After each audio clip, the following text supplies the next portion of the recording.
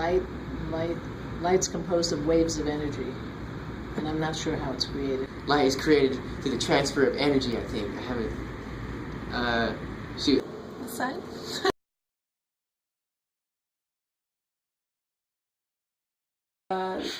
For light to be created, the electrons in an atom jump energy levels because they absorb light to jump up energy levels, and when they jump back down, they emit a photon of a certain color of light that matches the energy of the electron's transition. And that is how we see the light as well.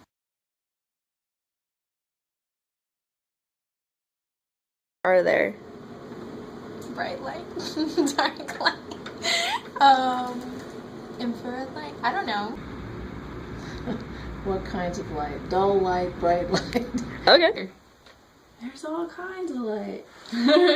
So there's the whole like light spectrum, which has like obviously UV light, visible light, infrared light, and you have like gamma radiation and all that fun stuff.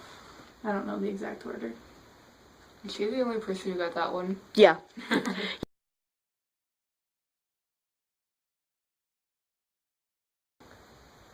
There are different kinds of light that span what is called the electromagnetic spectrum.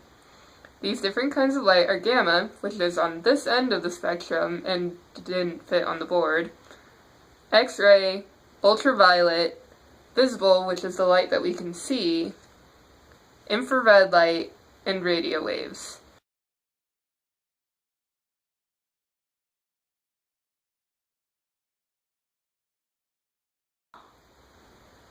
Light interacts with matter in a few different kinds of ways.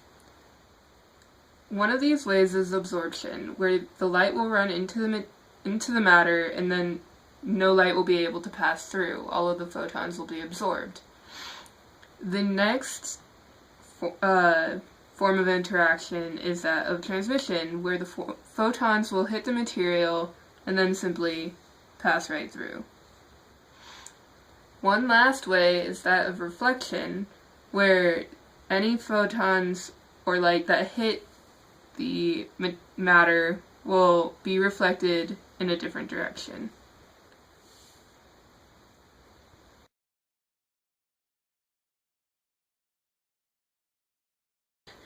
So I think highest energy equals largest frequency, which is the shortest wavelength, I think.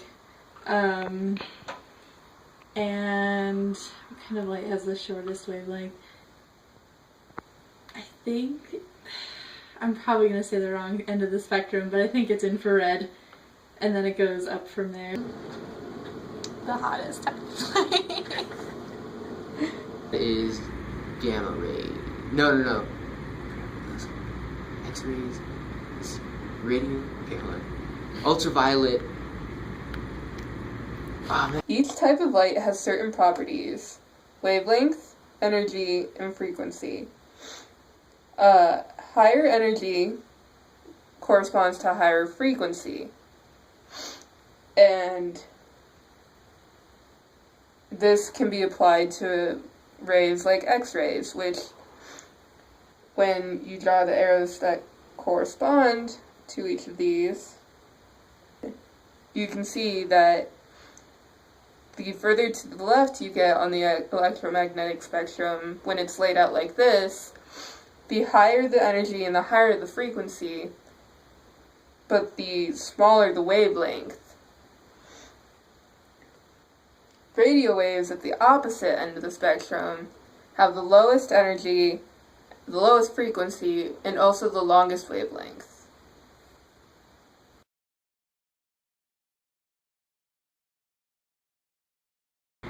There's the electromagnetic spectrum. Mm-hmm. There's light spectrum. Is that the same thing? Yeah, I don't know.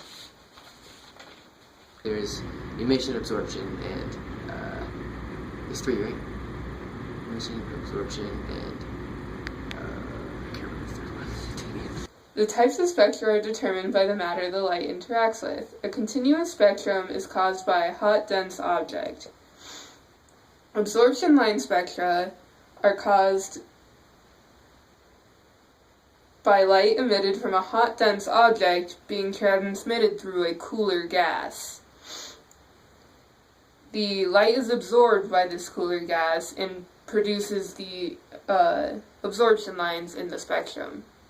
Emission line is essentially the opposite and is produced when a hot gas is emitting light, and each gas has a unique emission line spectrum that is essentially a fingerprint towards the gas.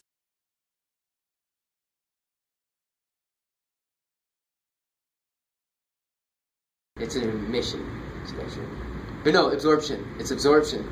Dang it. An electromagnetic spectrum? A light I don't know. A strong kind. Our sun has a very powerful kind. The sun actually has an absorption line spectrum.